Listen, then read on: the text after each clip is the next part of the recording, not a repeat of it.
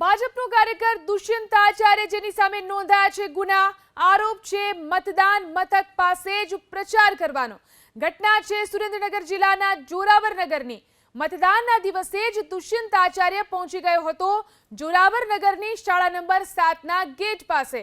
અહીં ભાજપના ચૂંટણી ચિહ્ન સાથે પ્રચાર કરતો તેનો વિડીયો સોશિયલ મીડિયામાં વાયરલ થયો. જાહેરનામાના ભંગ અનુસાર પોલીસે તેની સામે ગુનો નોંધ્યો છે.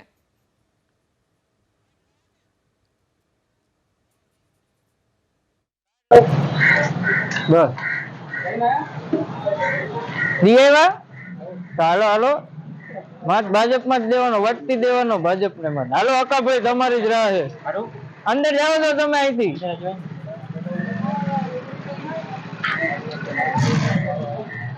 મત ભાજપમાં દેવાનો, વટતી દેવાનો. તમે દઈ દીધો બેન? પોઈન્ટ લાયા ને? લાવો લાવો લાવો ભાઈ કા કાર્ડ લાયા. ઓલા ભાઈ પાસે જતા રહો, ટેબલ વચ્ચે રહ્યું.